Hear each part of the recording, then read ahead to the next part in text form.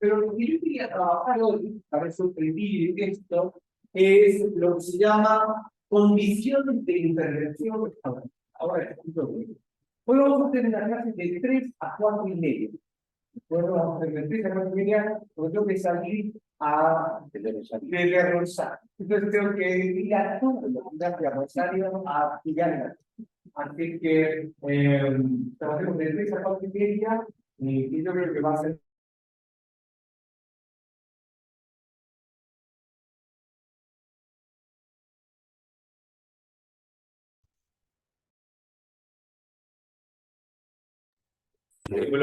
Buenas, Sí, directamente. buenas tardes a todas y todos. Acá vamos a dar inicio a la jornada del Zoom. Le vamos a pedir, por favor, que me digan si toma bien el sonido para el Zoom.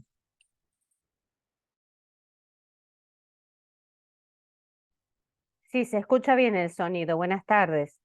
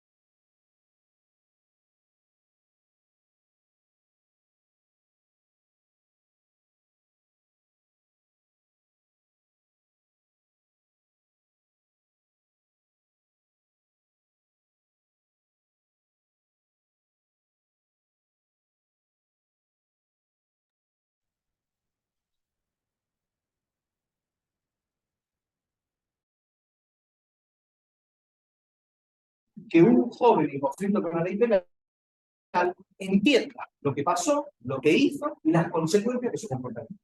El mero acto de castigar a alguien no produce ni transformación ni ninguna aprendizaje. Y eso es lo que el restaurativismo dice, sobre todo el penal juvenil, no solo, si no empezamos a tomarnos en serio los procesos pedagógicos de los jóvenes, tanto los que han cometido delitos como los que aún no han cometido ningún delito, no vamos a transformar, no vamos a lograr reducir los niveles de reiteración o de reiteración de comportamiento. El mero acto de lograr que alguien restaure, mero hecho de que logremos que un joven restaure a una víctima, es solo la consecuencia final de un proceso. La restauración es la frutilla, nosotros decimos la cereza. No sé cómo le dicen ustedes, la frutilla del postre. Bueno, eso. Eso es tomar un género, ponerlo en diminutivo para señalar una especie, me parece sorprendente. Pero lo dejaré así de la. Todas las frutas, una manzanita. No, pero es una frutilla, yo lo decimos una fresa. Ya lo sé. Por eso digo, tomar un concepto que es genérico, ponerlo en diminutivo para nombrar a una especie, me parece curioso. Pero es la cereza, nosotros diríamos la cereza del pastel, es la frutilla del pastel. Esto de aquí no es el fin de un proceso. Esto es lo que quiero señalar. No es que llega el chico y diga, bueno, ahora vas a restaurar, y el chico dice, hombre, al fin voy a restaurar. Qué alegría, voy con la restauración. No, esto es el resultado de todo un proceso anterior. ¿Qué es lo que nosotros tenemos que construir antes de esto para que esto funcione como un detonante de la no reiteración y de la no edición? Bueno, tengo que construir dos conceptos. El facilitador restaurativo trabaja buscando construir dos conceptos antes de llegar aquí. Uno se llama el reconocimiento y el otro se llama responsabilización.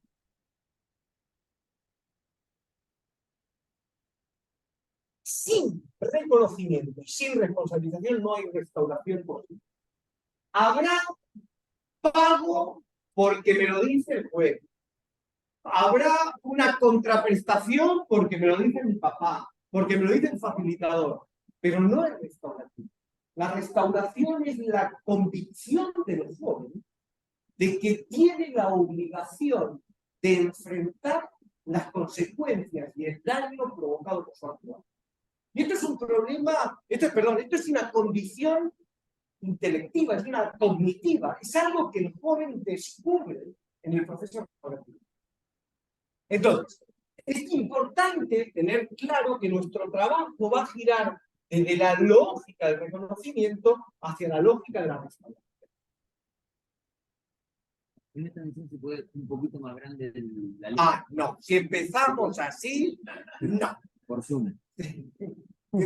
¿Grande qué? Porque mira que está grandote esto, ¿eh? Bueno, ahora voy a intentar escribir más grande. Pero aquí pone reconocimiento, aquí pone responsabilización y aquí pone restauración. Esto es un poco el orden de los. Empecemos por este primer concepto. A ver, antes quiero decir una cosa. El joven ingresa en el sistema restaurativo. Recuerden lo que vimos en la entrevista primera.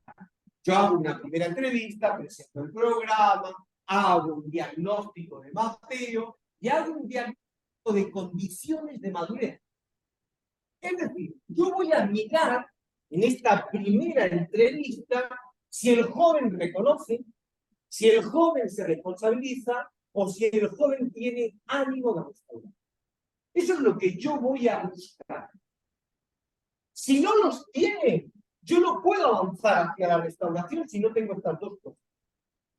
Así que cuando yo trabajo con el joven y el joven, ahora veremos, no reconoce, me tengo que ocupar de que reconozca.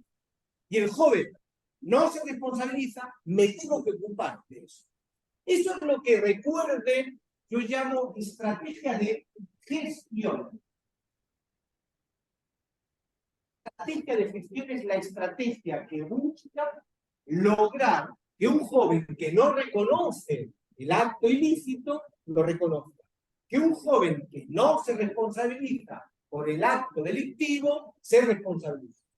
Eso es gestionar. Es lograr que él haga suyo estos conceptos. Y lo que yo quiero contarles hoy, aunque sea muy por encima, es cada uno de estos conceptos. ¿Qué significa cada uno de estos conceptos? Después veremos que la víctima tiene los suyos. La víctima tiene también sus condiciones de madurez.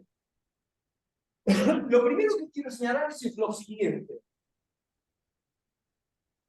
Nosotros, o al menos yo lo pienso de esta manera, no es posible, son agregativos. ¿Qué quiere decir esto? Uno no puede tener ánimo restaurativo si no tiene ánimo, si no tiene responsabilidad, si no tiene reconocimiento. Se van sumando. Entonces, yo necesito, digamos, el caso, por ejemplo, casos que no pueden ocurrir, si ocurren, el chico está mintiendo, es que él no reconozca, pero se responsabiliza. Esto está mal. O el caso en el que él no reconoce y se responsabiliza y quiere restaurar. Esto está mal. Los únicos casos posibles sobre los que nosotros trabajamos son que él reconozca, pero no se responsabilice y por lo tanto no quiera restaurar, que él reconozca, se responsabilice, pero no quiera restaurar, o el caso que es que no reconozca, que reconozca, que se responsabilice y quiera restaurar. O el caso primigenio que es no reconozco y no quiero restaurar. Este se denomina caso 1. Este se llama caso 2, este se llama caso 3 y este se llama caso 4. Caso 1, 2 y 3, estrategia de gestión. ¿Cómo logro que esto aparezca? Caso 4, me voy a espacio restaurativo. ¿Cómo logro crear la oportunidad? Entonces tengo que entender si el chico está en un caso 1, 2 y 3, tengo que trabajar. ¿Cómo logro que tenga las condiciones? O ya está en un caso 4 y entonces yo tengo que ir a trabajar directamente en el espacio restaurativo. Vamos a ver que con víctimas es distinto. Porque con víctimas las condiciones no son acumulativas. Vamos con el concepto de reconocimiento. El concepto originario de reconocimiento suponía básicamente que el joven debía aceptar que él cometió el delito. Esta era la idea. Reconocer es decir, sí, yo lo hice. Reconocer es aceptar que yo fui el que robó. Reconocer es aceptar que yo fui el que agredió, el que golpeé, el que llamó amenazando con la bomba. Reconocer es eso.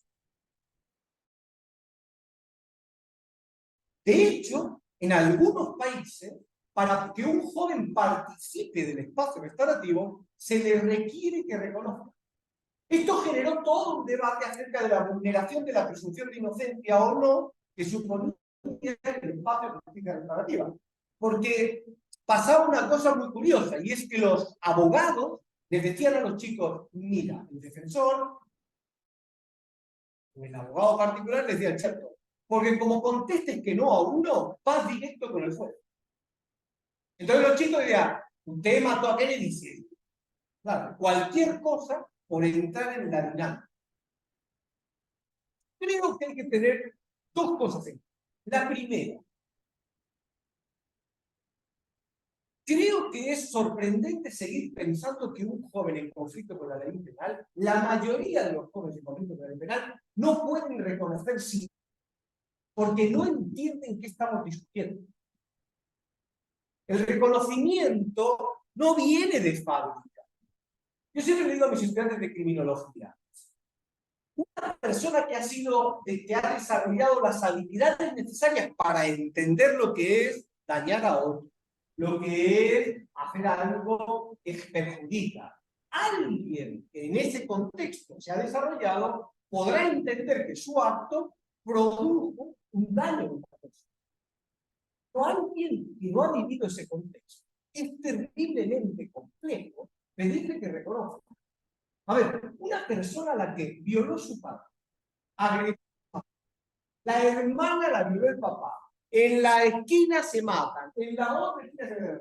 Reconocer que robó es absurdo.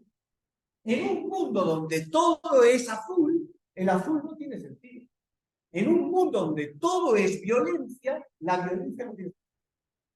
Entonces, el problema del reconocimiento es que no es algo que pueda ser en general requerido previamente. Es algo que nos tenemos que acostumbrar a construir con el chico.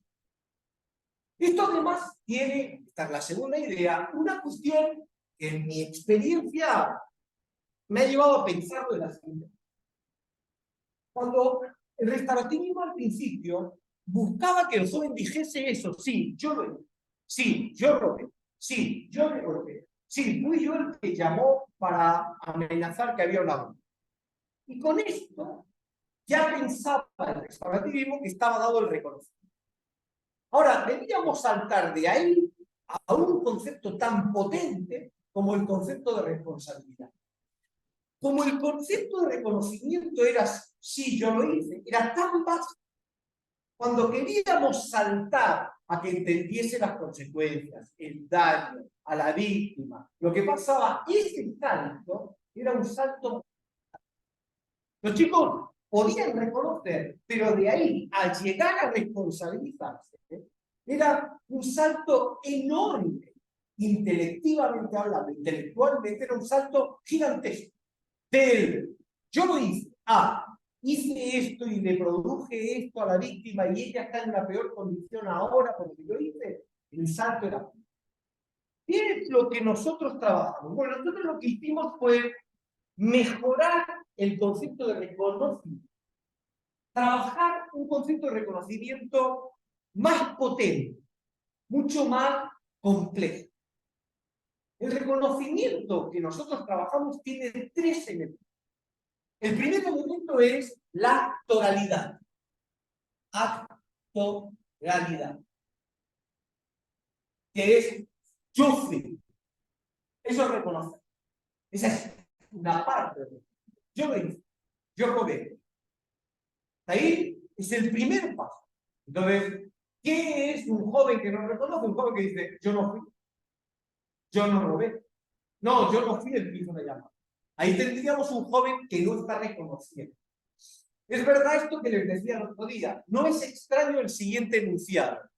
Ah, yo no fui el que robó ahí. Yo estaba robando 3 cuadras más abajo.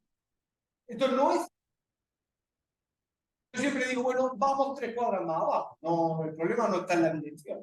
No quieres alvear 148, vamos a alvear 25. Te da igual, nos movemos. Pero el reconocimiento tiene que ver con esta lógica, con la lógica del lo hice.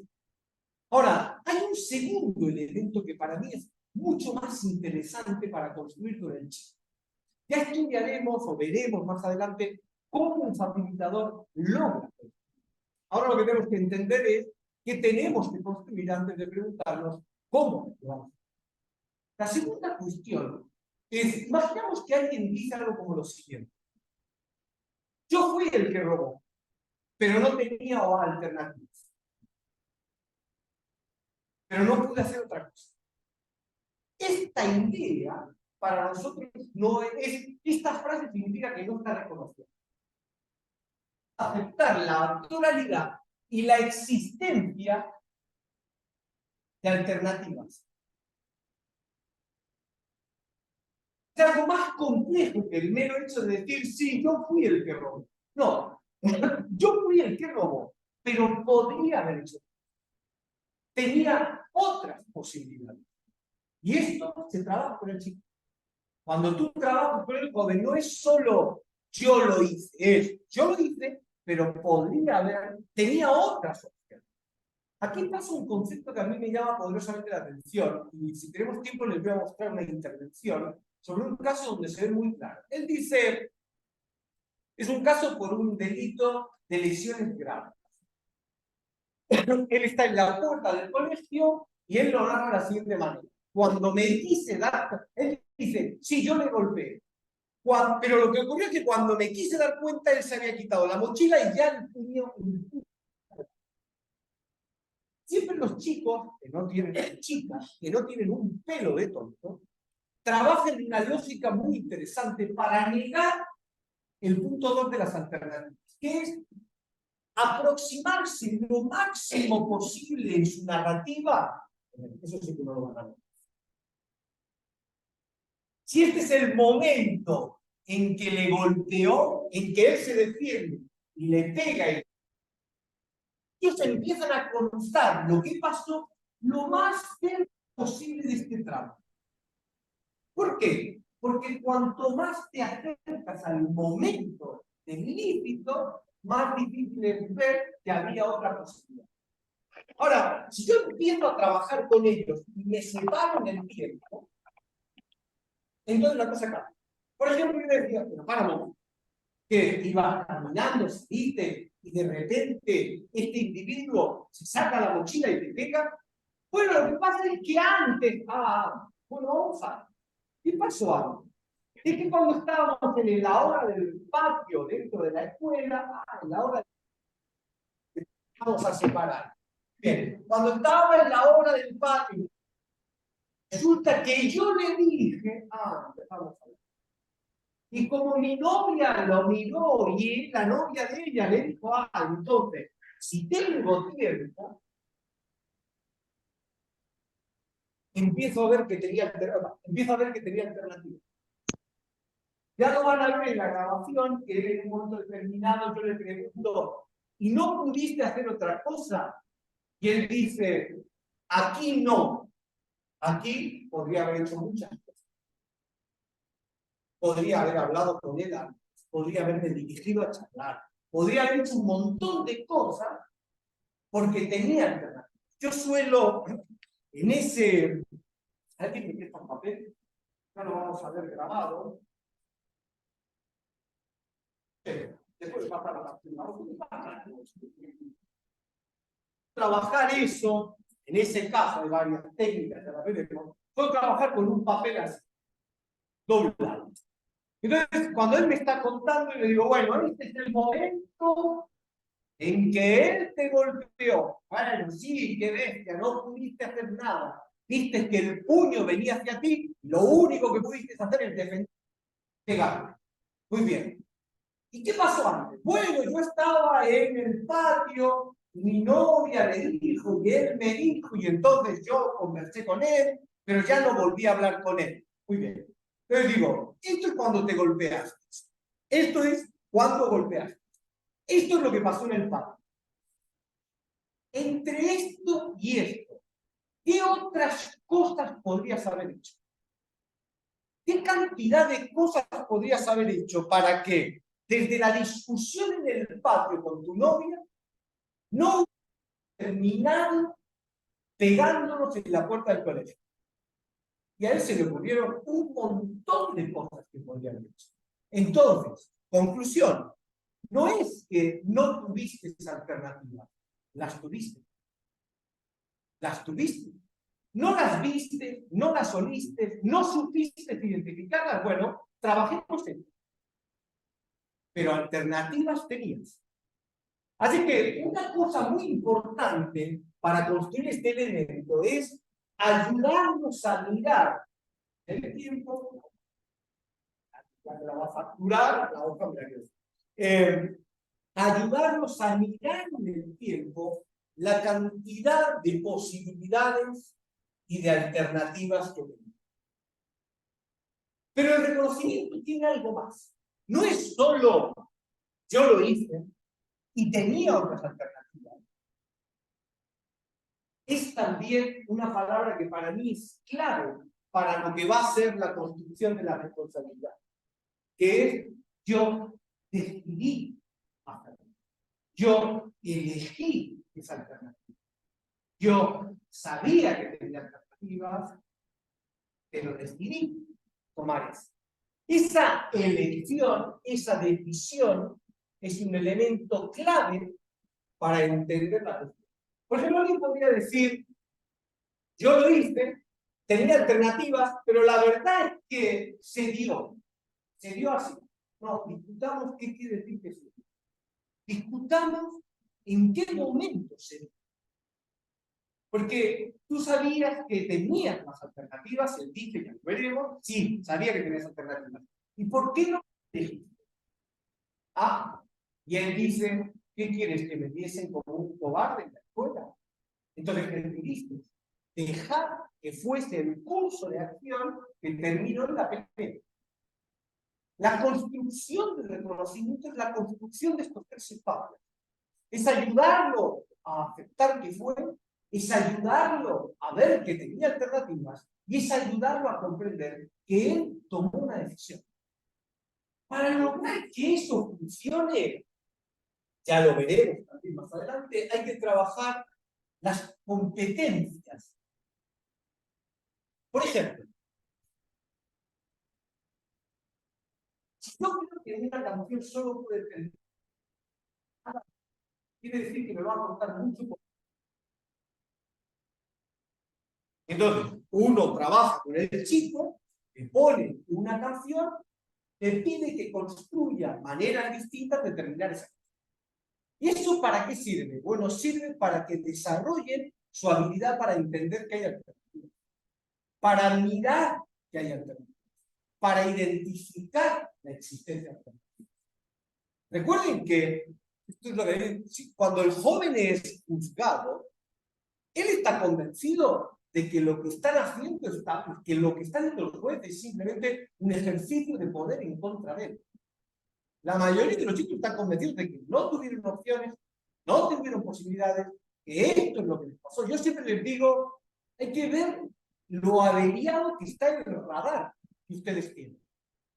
Cualquiera de nosotros tiene un radar que le permite saber que se está metiendo en un lío. Ese radar en ellos está averiado. No lo saben. Aparecen ya metidos. Entonces, el desarrollo no es solo un desarrollo desde el punto de vista de, sí, tenía alternativa. Es desde el punto de vista de la capacidad que tiene para entender que todas las cosas tienen opciones, tienen posibilidades. Que él tiene posibilidades. Que una canción puede terminar de muchas maneras distintas. Que una película puede terminar de muchas maneras distintas. Desarrollar esto es un aspecto fundamental. La mayoría de los chicos con los que nosotros vamos a trabajar no tienen esta competencia, esta destreza, esta habilidad desarrollada. No la tienen. Conciben el mundo en una manera unidireccional. Lo hice porque no tenía alternativa y porque eso es lo que pasó. Y nosotros lo que vamos a hacer es corregir esta lógica para construir una perspectiva diferente del reconocimiento. ¿Cómo se hace eso? Hay 80 millones de estrategias posibles que usar. El facilitador, hay facilitadores que les encanta trabajar en la sala con el chico, pues eso, a través de la música, a través del arte, a través de un montón de cosas. Que prefieren llevar al chico, que el chico vaya, por ejemplo, nosotros, con uno de los chicos participó en un fin de semana en una actividad artística en la calle, donde dibujaban cosas en el suelo y mostraba que diferentes chicos hacían diferentes dibujos dentro del suelo. Bueno, ¿cómo lo hacemos? Lo podemos hacer de muchas maneras. Al final, lo que nosotros necesitamos es que el joven pueda entender que lo hizo, comprender que tenía alternativas y aceptar que él tomó una decisión. Este es el background sobre el que vamos a construir el concepto más importante, que es el concepto de responsabilidad. Siempre que un joven no les reconozca, tienen que preguntarse en qué elementos falla y por qué falla. Recuerden que esto lo habíamos visto. No es solo preguntarse qué no, sino por qué no puede. ¿Por qué el joven no puede comprender la existencia de alternativas? Por ejemplo, en este caso, ya veremos, él dice, bueno, pero, y ahí viene, eso no es, ya, bueno, él dice, pero fue una peleita, y utiliza el diminutivo, ¿para qué? Para negar la responsabilidad. No fue una pelea, casi lo mata, pero una peleita. Diminutivo, de baja. Bueno, la pregunta es, ¿por qué? ¿Por qué no lo puede ver? ¿Por qué se posiciona en ese lugar? ¿Cómo puedo yo pedagógicamente revertir esa pauta, revertir esa dinámica? ¿Cómo puedo yo ayudarlo a desarrollar las habilidades que le han de servir para entender eso? Por ejemplo, en algunos programas esto se trabaja a través del deporte. Yo puedo hacer un entrenamiento con chicos para enseñarles a pensar las alternativas disponibles. Puedo enseñarles un movimiento, un desplazamiento con la pelota determinado y ahora les digo qué otras opciones tienen. Desarrollar las alternativas es fundamental. Piénsenlo un momento. ¿Qué es lo que nosotros hacemos con nuestros hijos? Cuando te ofrezcan algo, piensa que tienes otras cosas para divertirte, que no pasan por la droga, que no pasan por el alcohol. Tienes otra que la idea. Entonces, ¿qué hacemos? Intentar construir la idea de que tienen alternativa. Estos chicos no tienen nada que se haga cargo de la construcción de esas alternativas, del reconocimiento de esas alternativas. Y eso es lo que nosotros vamos a hacer. Darles la mirada que les permita comprender que si voy a hacer esto, ¿qué otras cosas puedo hacer? ¿Y qué decido que voy a hacer? Entonces es un punto muy importante para trabajar esta madurez que el restaurativismo pide en el desarrollo cognitivo. El segundo concepto es el concepto complejo, difícil de la responsabilidad. ¿Qué aparece en este concepto? Un elemento clave de la intervención es lo que yo denomino el relato del daño. El relato del daño.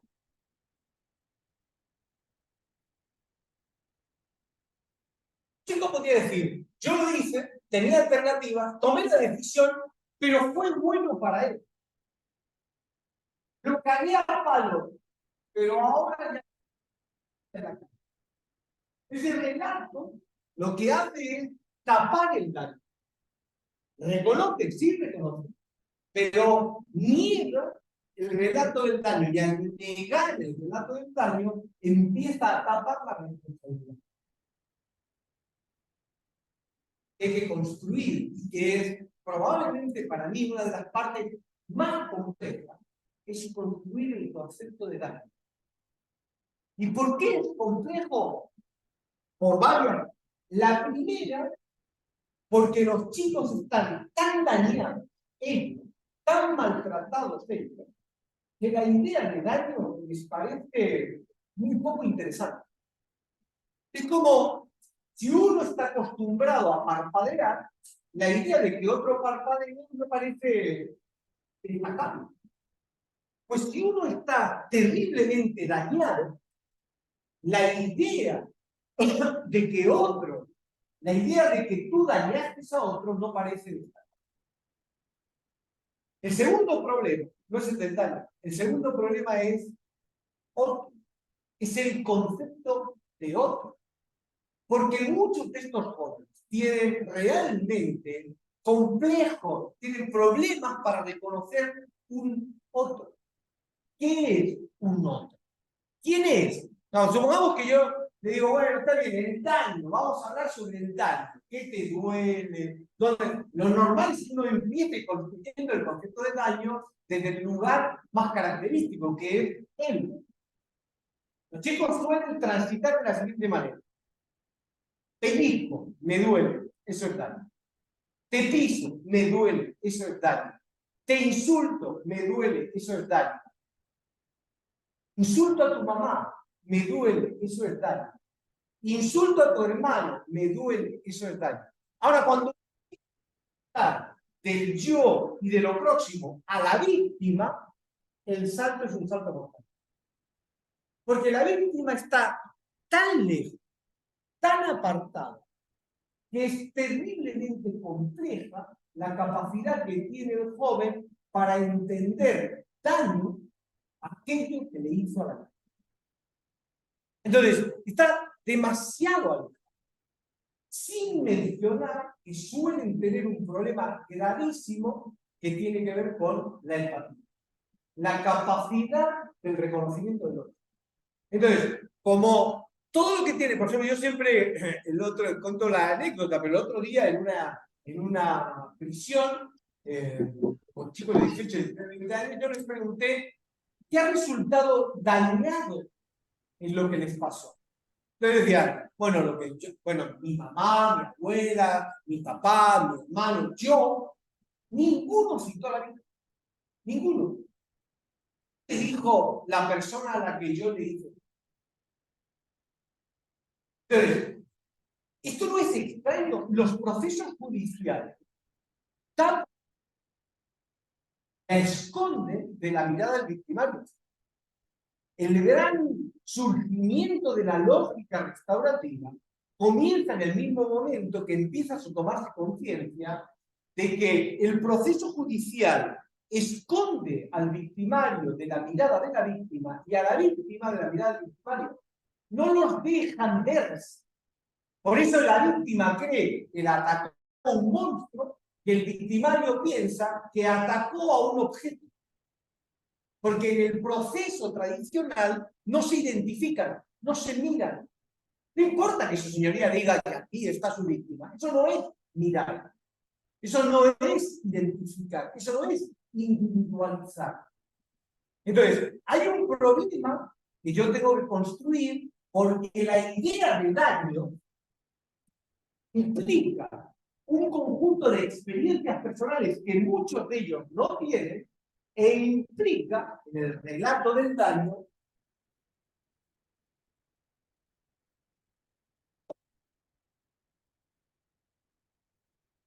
eso.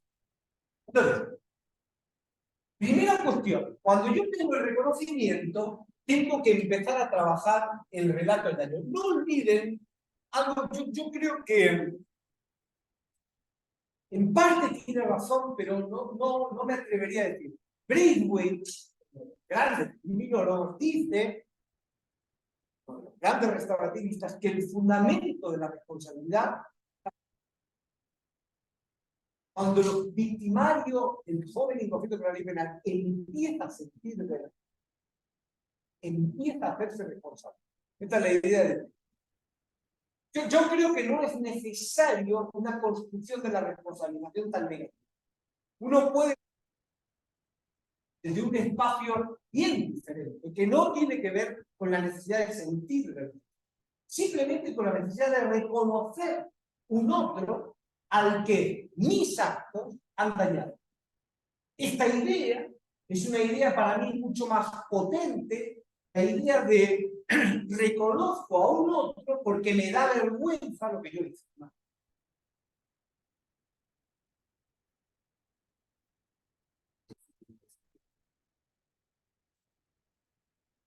Para mí es más potente la idea de una responsabilidad no basada en la vergüenza. En términos de consecuencia. Es más exigente sentir vergüenza. Pero la vergüenza implica un juicio moral. La responsabilidad implica una... No creo que implique un juicio moral, implica un reconocimiento de un otro. Entonces me parece mucho más interesante la perspectiva de una responsabilidad basada en un reconocer al otro que la perspectiva de una responsabilidad que surge de la vergüenza que siento por lo que hice. Y yo creo que este es un punto importante, porque para mí es importantísimo en el restaurativismo este trabajo de ver al otro. Por ejemplo, ¿cómo logro que un chico vea, observe? Hay una diferencia entre mirar y observar. Bueno, ¿cómo logro? El fundamento de la empatía no es mirar, es observarlo, es identificarlo, es caracterizarlo, es darle una peculiaridad. Bueno, lo puedo lograr de muchas maneras. Por ejemplo, yo me acuerdo ahora un caso donde lo que hicimos con el chico es que el chico tenía que hacer fotos de caras de personas. Entonces él iba haciendo fotos de caras de personas. Y cuando teníamos celular, y después mirábamos las fotos y le pedíamos al chico que describiese lo que estaba mirando. Es decir, que empezase a observar a un otro. Esta idea, este proceso de a través de la fotografía, que es algo que hacen naturalmente, que se encanta con el móvil hacer fotos, es un buen punto de arranque para esa consideración de la existencia del otro. Fíjense la trascendencia de la creatividad del facilitador. El facilitador es terriblemente creativo para intentar construir todos estos elementos. Entonces, primer punto de la responsabilización, el relato del daño. Segundo punto de la responsabilización, la idea de una víctima. La idea de una víctima. Y afectada por el daño. No van a tener, porque por ejemplo, no tardan mucho en darse cuenta el daño a sí mismo. Porque ya no van a poder salir, porque los están... El daño lo ven. Incluso no tardan mucho en dar el daño a su mamá, a su papá. El problema es el daño a esa víctima, el problema es el daño a esa persona que no conocen, que no vieron, a la que dañaron, pero que no identifican, que no pudieron observar. Eso sí, trabajar en el concepto de víctima. Y cuando digo trabajar no quiero decir técnicamente. Ahora, cuidado con el concepto de víctima con el que trabaja. Por ejemplo, víctima no es solo desde la perspectiva jurídica. Yo recuerdo un caso de un chico que intenta saltar una pared para entrar a robar una casa, lo detienen antes de que saltase. Entonces, ¿él qué decía? Él decía, pero no salté. No, me pillaron antes de que llegase al otro lado. Porque yo no robé. No, nada. No hay víctima. Bueno. Entonces, lo que trabajamos con él es digamos, qué supone para la vecina del frente ver que hay un chico intentando saltar una tapia para robar. ¿Es jurídicamente una víctima? No. De hecho, no reconoce a víctima al vecino que ve cómo roban a su vecino. Desde la lógica restaurativa es víctima, porque crea una dinámica de daño que se llama inseguridad. Entonces, lo que yo trabajo con el chico es la idea de víctima no es solo el que mira, no es solo el que sufre, también puede ser el que mira. Esto es importante, un paréntesis. Por ejemplo, es la clave para entender el programa más exitoso en el mundo contra el mundo, que es un programa finés que se llama Kiva. Es algo así como en España diríamos guay, no sé cómo lo dirían aquí. Guay. Sí, guay, no, algo guay es algo peor. Aún es peor. Copado, algo así, sí, exactamente. Entonces, wow. Bueno, pues esto, Kiva, en finés significa algo como wow. Qué chulo, qué bueno, qué canchero, algo como eso. El programa Kiva trabaja desde una lógica muy interesante del concepto de víctima y de victimario. Y hace lo siguiente, trabaja quiere decir, ayuda a que el agresor, los agresores y los agredidos, en el caso de bullying, puedan tener una mirada mucho más rica. Cuando uno ve un caso de bullying, suele ver básicamente lo siguiente, alguien que agrede y un montón de chicos alrededor que aplauden o graban. Esta es la práctica cotidiana de los casos de bullying. Alguien está pegando, alguien recibe el golpe y un montón alrededor de chicos que aplauden o que animan o que están grabando. El programa Kiva lo que dice es que el que graba agrede, el que aplaude agrede, y que la idea de no intervenir me convierte en victimario. Entonces, ¿qué es lo que hace el programa Kiva con los chicos? Los ayuda a visualizar la responsabilidad. Los ayuda a ver que en la lógica de la intervención, no solo, como a mí me ha pasado muchas veces, que el chico, pero yo no le pegué. No, claro, no le pegaste. Pero bien que aplaudías, ¿verdad? Sí. Ah, no, yo no le pegué, pero estabas grabando. Mientras le pegaba, tú grababas. ¿Y eso qué es? Yo no le pegué. Está bien. Entonces, la caracterización del concepto de victimario se amplía. Y al ampliarse, no hay zona donde uno pueda decir, no, pero yo no fui. No, yo fui. Fui no por acción, fui por omisión. Es un concepto que es difícil de construir para nosotros, pues imagínense para el chico. Pero la idea es que el concepto de víctima tiene que ir más allá. Por ejemplo, yo contaba, creo, el otro día en Córdoba, un chico, no, sí, en Córdoba, un chico, no sé dónde fue, ¿qué? Un chico que iba en una moto robada. Él asegura que no sabía que la moto era robada, tomémoslo como que no reconoce, lo apartamos, ponerle como si no supiese que la moto era robada. La policía lo intenta parar y él la esquiva e intenta escaparse, hasta que la policía logra detenerlo y bueno, lo para. Él no reconoce el tema de que iba en una moto robada. Él dice, yo no sabía, yo no decidí nada. Iba en una moto robada, sí, iba en una moto, pero no, yo no sabía que era robada. Entonces no tiene reconocimiento de este. Ahora, para mí no es relevante si tomo la intervención restaurativa el primer elemento o el segundo. Siempre que un chico no reconoce, el facilitador tiene un problema grave. Porque yo puedo intentarlo, pero si él dice no fui yo, no fui yo, no fui yo, no fui yo, hay un momento donde tiene que decir, bueno, no fuiste tú, y entonces. Ahora, como había un segundo delito, que es que él intenta escaparse de la policía, y eso que lo reconoce. Él dice, sí, yo intenté escapar. ¿Podría haber hecho otra cosa? Sí, podría haberme parado. Decidí escapar. ¿Por qué? Porque todos los policías son choros. Porque todos los policías son unos ladrones. Así que yo no me voy a quedar ahí. Fíjense, hay reconocimiento, pero no hay responsabilización. ¿Por qué? Porque no hay daño. Él está escapando porque lo está parando un policía que es un chorro que le va a hacer daño a él y lo va a agredir, va a pegar.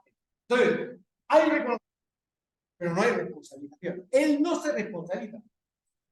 Lo que es interesante de esto es que el concepto de responsabilidad uno lo puede mover. Entonces, por ejemplo, empezamos a discutir si él seguía lo que su mamá le decía que tenía que hacer. Si él hacía lo que la mamá le decía que tenía que hacer. Entonces él decía que sí, que a veces no, pero eso permitía mostrar, por ejemplo, preguntas reflexivas como ¿por qué tiene sentido que hagas lo que dice tu mamá? ¿Por qué tiene sentido que lo digas? Porque es una buena persona, porque por mi bien. Bueno, entonces ya puedo trabajar la idea de que tú entiendes que seguir puede estar bien, el problema es que como los policías son malos, no puede estar bien. Con mi mamá sí, porque es buena, con la policía no. Pero lo que es interesante del trabajo es que en un momento determinado, cuando él se responsabiliza, cuando ya entiende algunas cuestiones, llega el momento en una pregunta que veremos donde yo le pregunto, ¿qué podría hacer yo? ¿Cómo te podría yo ayudar para que restaures? Es decir, ¿cómo te podría ayudar yo en este nivel de vida? Y él me dijo una frase que me impactó. Él me dijo, yo quiero, a mí me gustaría que mi mamá me vuelva a mirar como me miraba antes y que mi abuela me vuelva a hablar como me hablaba antes. Él está poniendo el daño en un lugar muy diferente al que cualquiera de nosotros. Él está poniendo el daño en un contexto que tiene que ver con cómo se relaciona con su mamá, con cómo se relaciona con su abuela. Ni siquiera en él, porque cuando yo le pregunté, ¿es por ti? No, es porque les hice daño. Entonces, cuando uno trabaja la idea de víctima, la idea de la existencia de un otro, cualquier estrategia relevante, siempre que yo logre que él visualice a eso, entienda que hay un otro. Entonces, eso es lo que a mí me permite la idea de empezar a construir la responsabilización. El relato del daño, dañé y dañé a un otro.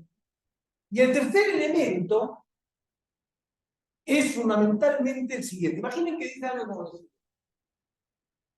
Sí, yo le produje daño a él, pero es por su bien. Si él dice es por su bien, el daño, por eso le puedo decir el daño, este tipo de rituales, donde es para hacerse más fuerte, para sostener mejor lo que ocurre, para madurar. Entonces, yo no puedo ser responsable porque el daño al final le genera un bien a la víctima. Yo suelo trabajarla bajo el siguiente concepto, que es que la víctima estaría mejor si no hubiese actuado él, si él no le hubiese producido un daño. No es que lo que él hizo mejoró, es que la víctima estaría mejor si él no le hubiese provocado eso. Si yo logro que un joven entienda la actualidad, las alternativas, la decisión, el relato del daño, la existencia de víctima y la idea de que esa víctima estaría mejor, están dadas las condiciones para un trabajo para generar la responsabilidad. Tiene sentido la pregunta de, ok, ¿qué vamos a hacer? ¿Y cómo te puedo ayudar? Construir esto, lo de esta manera que suena como muy... Pero esto, para mí, es la base de la no reincidencia. Esto Es el secreto de la no reiteración. Es esto. No es el miedo a ser castigado, no es el castigo, no es la sanción, es la convicción de entender qué es lo que pasó. Es la clarificación de lo que hice, de lo que generé, de la existencia de esa vida, del daño que le he provocado y del lugar que ocupa esa víctima. Entonces, cuando el facilitador trabaja, antes de empezar a discutir la restauración, si no tengo, por cierto, el derecho de estas dos cosas no sabe nada. El proceso judicial de estas dos cosas no sabe nada. Porque no es un intento de que se comprenda lo que ocurrió. No hay ningún intento. El derecho, igual que cualquier sistema punitivo, asume que él sabe lo que hizo. Asume que él sabe las consecuencias. ¿Cómo no va a saber? Se va a dar cuenta. Asume todo el sentido. El restaurativismo lo que reclama es que eso hay que construir. Eso tiene que ser desarrollado en la práctica. Por supuesto, podría ocurrir que reconoce, que se responsabiliza, pero dice, ¿y qué voy a poder hacer? Yo ya no puedo hacer nada. Lo he hecho. Y ese es el momento en que uno puede empezar a trabajar este tercer elemento, que es la idea de cómo podrías restaurar ese daño. Restaurar no es reparar. Y esto el facilitador tiene que verlo claro. No es que como robé un teléfono, te devuelvo un teléfono. Como te rompí un dedo, te llevo al hospital. Restaurar pueden ser cosas absolutamente sorprendentes. Yo recuerdo un caso en Barcelona hace muchos años donde dos chicas le habían robado la compra a una señora mayor. Después del trabajo de reconocimiento, responsabilización, se preguntó qué iban a hacer. Las chicas no tenían dinero, no tenían ninguna posibilidad de devolverles la compra, nada por el estilo. El facilitador ahí lo que hace es explorar las necesidades de las víctimas y las posibilidades del victimario. Resultó que esta señora vivía en un tercer piso sin ascensor. Entonces, lo que el facilitador fue construyendo fue la siguiente idea. Cada 2 viernes, las chicas estarán en la puerta para subir la compra a la casa de la señora. Y durante todo un año cumplieron. Cada 15 días, ellas estaban en la puerta, le subían la compra y sentían que habían restaurado o estaban restaurando el daño que le habían hecho a esta señora. Pero la idea de restaurar puede ser muy amplia. No es solo cómo pago lo que hice.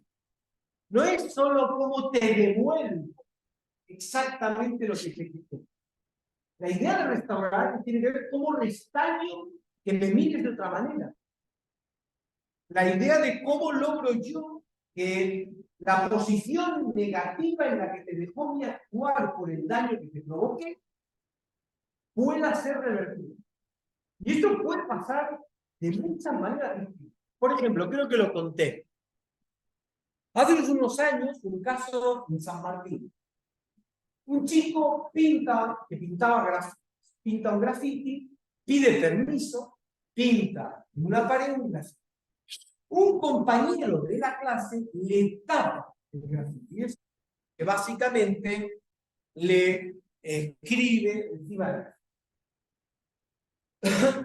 Creo que lo conté, pero vuelvo a insistir para mostrarlo. La idea fundamental es que él no podía responsabilizarse. Él reconocía que le había pegado. Cuando le tapa el graffiti, le pega tal puñetazo que le arranca los 2 dientes de delante. El puñetazo que le pega. Algunos discutirán que esos dientes no están en condiciones, o de verdad que esto ya es un debate odontológico que a mí me supera. Pero en cualquier caso, del puñetazo le arrancó los 2 dientes de delante. Entonces, él reconocía, sí, el golpeo. Él sabía que tenía alternativas, sí, aceptaba que tenía alternativas. Él decidió, sí, aceptaba que decidió.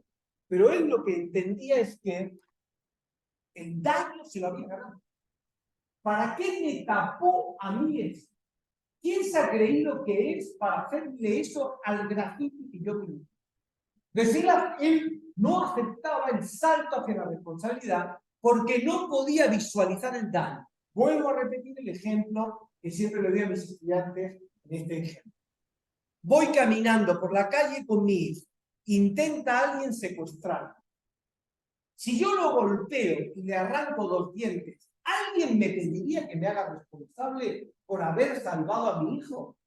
Nadie. Sería obvio. Y solo le arrancó 2. Se quedó corto. Entonces, ¿qué quiere decir esto? Quiere decir que no hay responsabilidad posible en la defensa de cosas que son valiosas. Esta es la manera en que él lo ve. Él visualiza el graffiti de la misma manera en que yo visualizo la defensa de mí. Él defiende el graffiti de la misma manera en que yo defiendo a mí. Entonces, no podemos criticarlo por el mero hecho de pensar que él no valora las mismas cosas que yo valoro. Sería un perfeccionismo moral inaceptable. Ahora, para lograr ese salto, recuerden, la estrategia que el facilitador llevó a cabo fue una cosa que se llama desapego con la obra.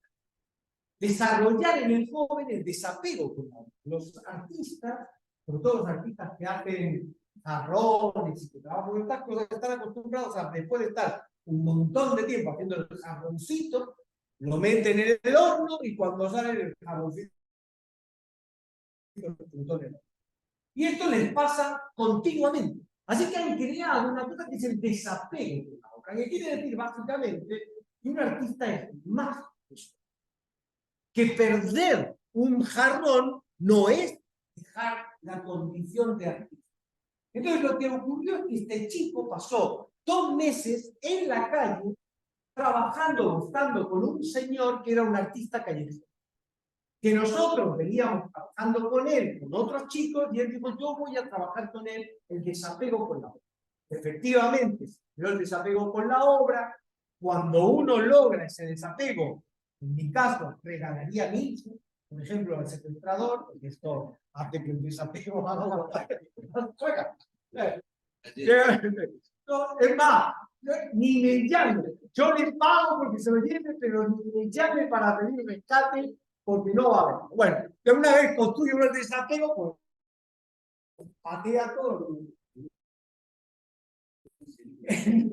Sí, eso era la de que querían matar a habían secuestrado a su mujer y lo llamaban los secuestradores y él nunca contestaba. No, se equivocó del número, pero si no paga, uy, se equivocó del número. Y creo que hay una escena buenísima en esa película, donde dice, pero bueno, ya es la 4ª vez que me dice que la va a matar. Bueno, entonces en este caso este chico, cuando acepta el desapego con la obra, cuando la obra deja de ser tan valiosa, empieza a permitir la idea del daño. Golpearle a alguien y romperle 2 dientes por un grafiti, cuando hay desapego por la obra, empieza a ser y permitir la visualización. El punto fue pensar cómo podía restaurarse. Algunas imágenes maliciosas que les pueden haber surgido por la cabeza no fueron las mismas. Quiero decir, alguno de pagar el dentista, todo eso no se trataba, porque no iba a poner. Pero hicieron una cosa interesante, y es que él le propuso a la víctima pintar un grafiti. Él le propone a la víctima pintar los 2 grafitis. Para nosotros la restauración debe tener algún tipo de costo para el que la propone. Claro, decirle al otro que pintamos juntos un grafiti no tiene costo. Entonces, nosotros lo que el facilitador propone fue lo siguiente: hagamos pasar todo el verano para generar el dinero, para comprar la pintura con la que los 2 vais a pintar el grafiti. Ahora sí está listo.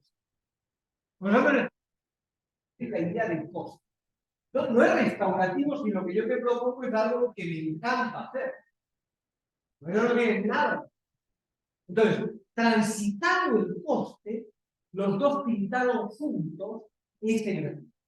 Quiero decir con esto que la idea de cómo restaura uno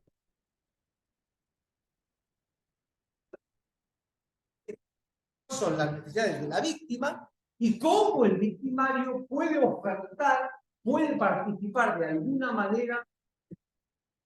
Otro caso de esta lógica de restauración, que tampoco recuerdo si lo conté, porque llega un momento donde uno no sabe dónde dijo qué, fue el caso de un chico en San Isidro que intenta entrar a robar, entra a robar.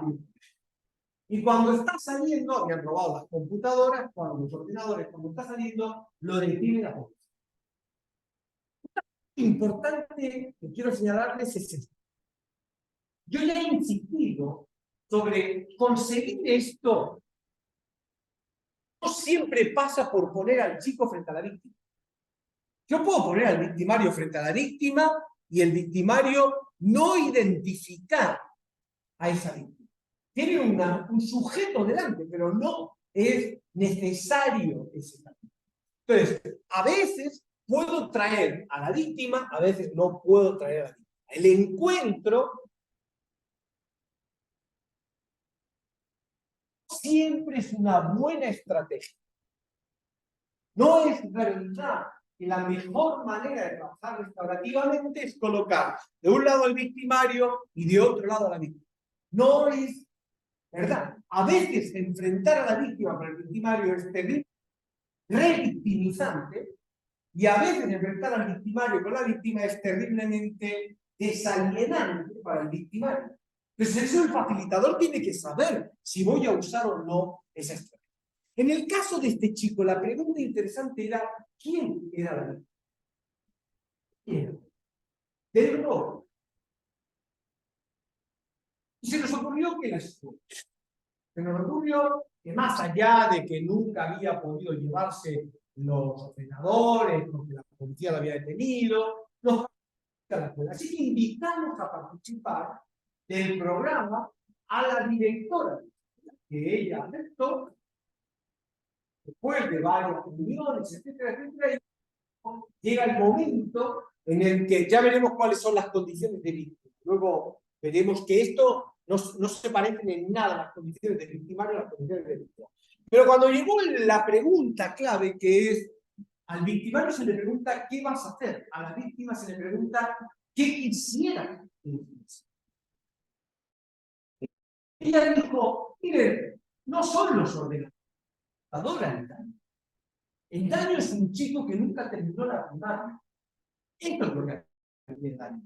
Como director de una escuela, lo que a mí me daña es ver un chico que nunca terminó la primaria. Le propongo que para restaurar a mi escuela, venga a mi escuela y termine la primaria con nosotros. Esto es lo que les propongo. A nosotros nos pareció fascinante que pudiese pensar. Por supuesto, nos falta el coste. Es verdad que el coste en ir, pero eso era como muy poco interesante.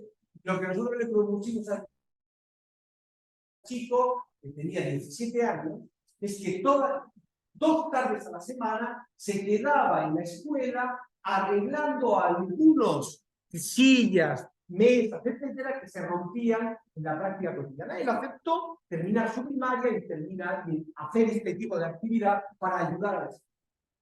Al cabo del tiempo, nosotros recibimos una carta de la directora de la escuela que decía: la escuela se siente restaurada.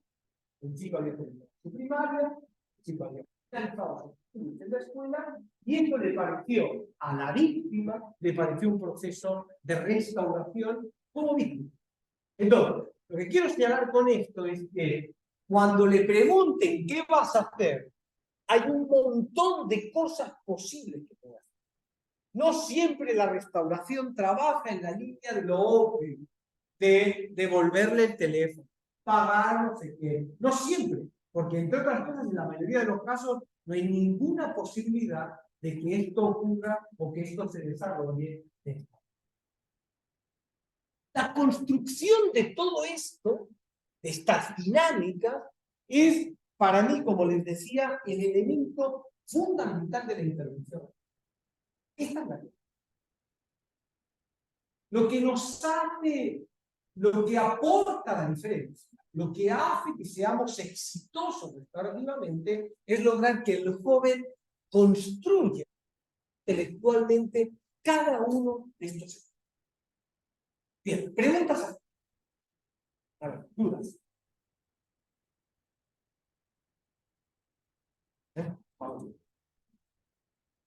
¿Dudas?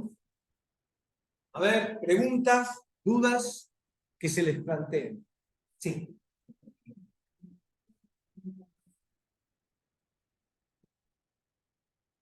No tiene por qué estar presencialmente, pero siempre es interesante la existencia de uno. Incluso, por ejemplo, cuando trabaja en casos donde, por ejemplo, de un asesinato, donde no hay un otro, o no hay un otro directamente porque la víctima directa la mató. Entonces, en ese tipo de trabajo, se trabaja con una idea figurativa. En mediación, recuerden, esto no es mediación, en mediación está el espacio del ausente. Es una estrategia clásica. En mediación, muchas veces tienes a alguien que no está. Por ejemplo, si tengo dos hermanos que se están peleando por una herencia, una estrategia muy característica es la mesa donde está papá. No está en la mediación. Pero ahora vamos a discutir estando en lugar del ausente. Lo que a mí me parece interesante es lo siguiente. ¿Qué es lo que veíamos antes? Digamos, a mí me parece interesante la idea del restaurativismo como un reconocimiento a un otro. Si el victimario constituye todo el desarrollo restaurativo sobre la idea de lo que a mí me pasó, mira, hice esto, pero fíjate las consecuencias para mí. Bueno, ahora resulta, estoy preso, no puedo salir, me tienen aquí encerrado. Si esto es todo, a mí me parece que no hemos logrado impactar realmente desde el punto de vista de la responsabilidad. Para mí tiene que ver con lo que las consecuencias para uno. Esto como también caso que estamos trabajando cuando el chico te dice pero por ejemplo es un caso donde los chicos él dice voy a cumplir la pena de punta a punta. Y es que tiene una medida de una jueza de responsabilidad de 3 años y 6 meses en el tiempo. ¿Y él qué es lo que considera dañino? No considera dañino el haberle hecho las cosas que le hizo en una entradera a las personas que estaban ahí. Eso no me parece relevante. ¿Qué es lo que le parece relevante? Soy la única persona a la que conozco que la van a obligar a cumplir de punta a punta la medida. Esto es lo que le parece inaceptable. Si tú le preguntas cómo se llama la víctima, ni lo sabe. La víctima. Él no sabe nada de un otro al que le provocó un daño. Por eso a mí me parece tan importante este concepto de un otro. No lo que llamar víctima, busquemos fuera, pero siempre esta idea de... Por eso a mí me parece menos interesante lo de Braithwaite. Porque lo de Braithwaite vuelve a ser un me avergüenzo yo. Es verdad que para tener vergüenza tiene que haber un otro. Pero a mí me parece la idea interesante del restaurativismo es estás obligado por lo que le hiciste a un otro. Tiene que ver con las consecuencias de tu comportamiento para otro. El daño no es lo que te pasó a ti, que ahora tienes que cumplir de punta a punta y eres el único de La Plata que está cumpliendo 3 años y además los jueces los dejan salir. Y a mí la jueza no me deja salir. Pero ese no es el daño que yo busco. En la interacción, ese no es el daño que yo busco. De hecho, en ese caso, también está grabado, y ellos se enfadaron mucho conmigo, pues la cosa mejor, pero en la primera intervención que yo tuve, eran 2. En la primera intervención que yo tuve con ellos, mi pregunta fue, ¿cuántos años debería cumplir una persona que le hubiese hecho a tu mamá lo que tú le hiciste a ella? 3 años y 6 meses, mucho, es poco, es suficiente. Por último, la construcción de un daño que implica una proximidad, porque si no puedes entender el daño que implica, ¿por qué llegas a pensar qué hubiese pasado si la persona que sufre las consecuencias hubiese sido tu mamá? A lo mejor resulta que, como él me dijo, 3 años y 6 meses fue algo que me iba a mi mundo. Entonces, la idea tiene que ser para mí esta visión de uno, porque es exactamente una de las grandes falencias. Hay 2 aspectos del entrenador, hay 2 aspectos que yo suelo encontrar. No son capaces de ver las alternativas. Es como que están en. No, han visto, no tienen otra, no pueden dar las opciones, no pueden ver que tienen posibilidades. Es un tránsito que los lleva directamente a la condición del ilícito. No pueden comprender los momentos en los que tienen alternativas. Y el otro gran tema es la construcción de la idea de una víctima, de un otro que sufre el daño. Estos 2 conceptos a mí me parecen terriblemente claves. El primero para el concepto de reconocimiento, el segundo para el concepto de responsabilidad. Son 2 espacios donde yo le dedico mucho tiempo a pensar cómo logro yo que lo vea, cómo logro yo que lo entienda, cómo consigo que comprenda las alternativas. Entonces, ese tipo de trabajo del facilitador a mí me parece clave, me parece fundamental. Ahora, llegar aquí sin esto no asegura la probabilidad de una reincidencia o una reiteración. Llegar aquí con esto reduce fundamentalmente. Después pasan muchas más cosas. Por eso los programas restaurativos después empiezan a trabajar cómo lo ayudo para que encuentre un lugar, cómo lo ayudo para que pueda trabajar, cómo lo ayudo para que pueda seguir, cada cuánto tiene que seguir volviendo con su facilitador para poder conversar. Entonces todo eso ayuda. Pero sin estas 2 cosas, la tasa de reincidencia no varía. Y esto es lo que me hace tan interesante el pensamiento restaurativo. Sí.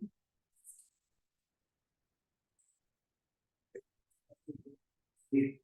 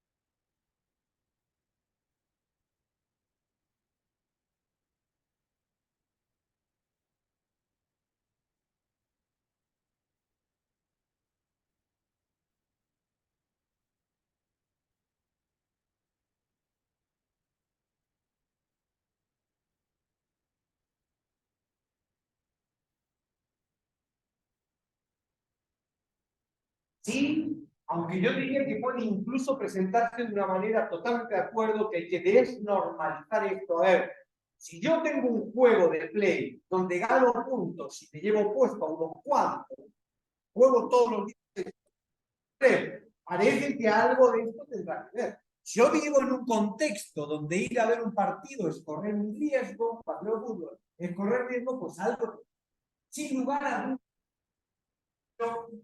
Yo para mí la clave, creo que es importante, pero creo que no está en que respeto.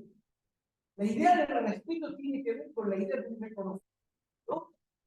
La idea del respeto se constituye sobre la base de dos elementos: respeto a uno mismo y el respeto al otro. Entonces, yo creo que muchas veces el problema fundamental es que alguien que nunca fue respetado es difícil que pueda generar prácticas de respeto a otro. Entonces, no es tanto si necesitamos, si quieres una regla básica, que dice que vivimos en un contexto donde tienes el sentido cuidar. En el sentido, esta ética del cuidado, esta ética de un respeto hacia el otro, porque eso es importante. No hay ninguna razón para que el otro tenga que soportar el daño que yo le doy. Y esto es lo que a mí me parece tan interesante de trabajar con Twitter.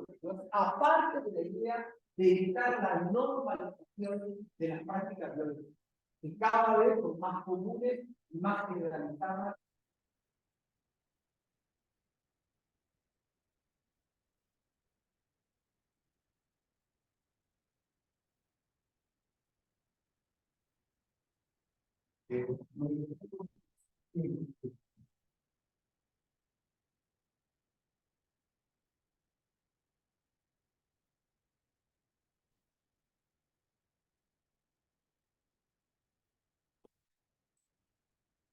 Lo que yo diría es lo siguiente: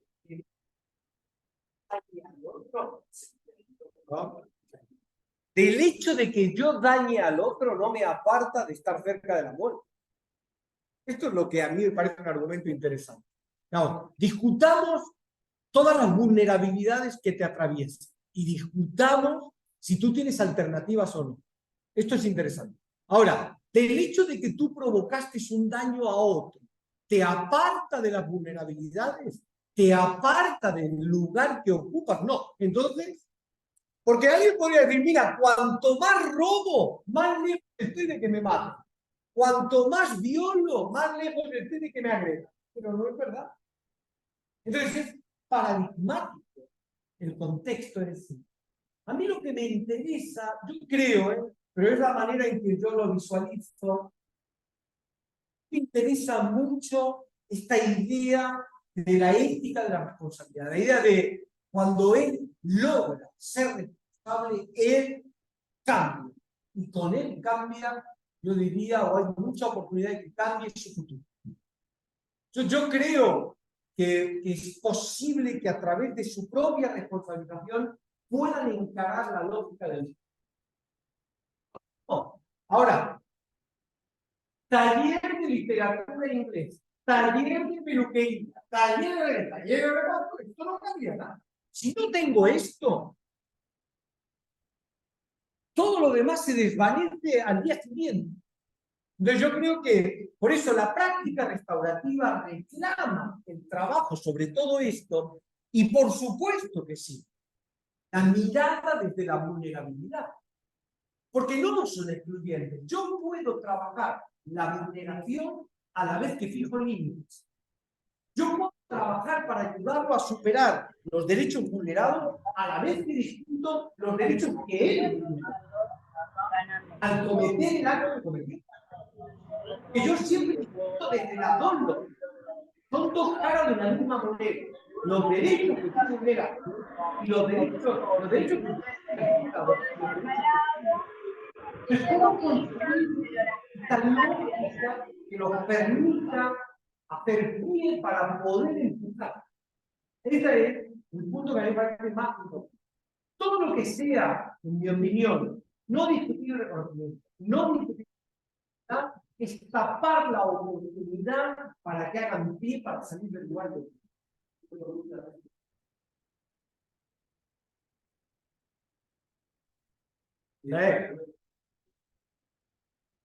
Sí, sí, sí.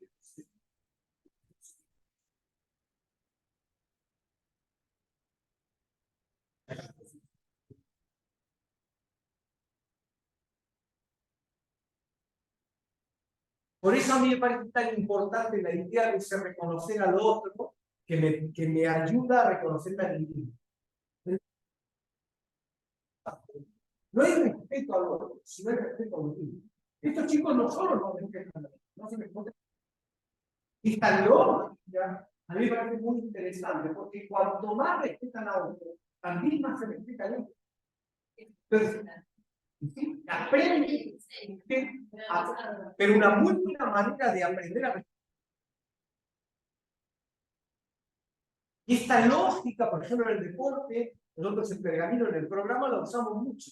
Enseñarles a respetar a los demás para aprender a respetarse ellos. Entonces, esta lógica a mí me parece importante. Sí. ¿Y qué papel juega la familia o los jóvenes que incluso luego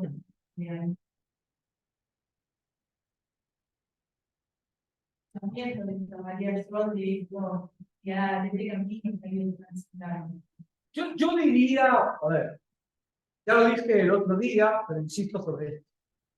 Yo creo que la familia ocupa en la sociedad de hoy un papel mucho menos relevante que otros aspectos que rodean al chico.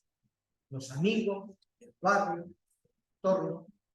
Los espacios, ellos tienen mucho, impactan mucho más directamente sobre ellos. Los medios de comunicación, las redes, los TikTok, todo eso tiene un impacto mucho más directo que el contexto y la condición de mi familia. La familia y la escuela fueron, como vimos el otro día, dos ámbitos tradicionales del pensamiento de Pastor Termier. Pero en una sociedad que no es la misma. La familia no sabe qué lugar ni dónde está. Y la escuela, ni hablemos, si no sabe dónde se ocupa y dónde se puede, está intentando encontrar su propio lugar en el siglo XX. Hoy, entonces, muy característico. Yo tengo chicos que con la familia no rompen el plato y afuera hicieron barbaridades. En la escuela no hacen nada y fuera es un desastre. El grupo de amigos, las imágenes a través de las redes sociales tienen hoy un tan fuerte efecto que es claramente superior a lo que impacta una familia o impacta una escuela. Así que vamos a tener que entender que vamos a llegar a ellos desde otros lugares, porque la familia y la escuela no ocupan el lugar que en algún momento ocuparon, ni para bien ni para mal, en el momento de sus características. entonces el restaurador tiene que identificar. El restaurador, como estamos viendo, tiene que identificar la familia, la concurrencia, los factores de riesgo, en la escuela, la concurrencia, factores de riesgo, factores de protección, amigos, en el contexto, en el tiempo libre y en sus recursos personales. Y los 6 ámbitos hay que mirar factores de riesgo y factores de riesgo. Pero para mí, cada vez tiene más fuerte y más importante, desde el punto de vista criminológico, el papel que juegan los amigos en el contexto, barrio, de cultura, y lo que hacen en el tiempo de ocio, más que la familia y la escuela. Esta es una generación donde los vínculos constructivos de personalidad empiezan a pasar por otros espacios bien distintos a lo que fue nuestra generación. Entonces yo creo que tenemos que empezar a entender desde qué lugar logramos. La próxima vez que nos veamos, vamos a trabajar, vamos a terminar de trabajar sobre factores de riesgo y factores de protección, los 5 ámbitos que nos quedan por ver. Vimos la familia, vamos a ver la escuela, vamos a ver el grupo de amigos, el tiempo de ocio, los recursos personales. Es que ahí terminaremos de esta manera. El aviso, Raúl, que no es el viernes. No es el viernes 3, porque yo tengo un problema, estoy en España, tengo un problema, me surgió una dificultad, es el jueves 9. La del viernes 3 pasa al jueves 9. Viernes 3 pasa a jueves 9. Porque tengo un problema. Me van a ver desde Barcelona con mucho frío. Pero viernes 3 tengo un inconveniente. Así que lo pasamos al jueves. ¿De acuerdo? Me voy para otra vida. Gracias.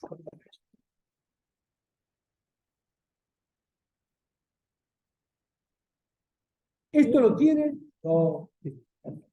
Cualquier cosa después lo veo.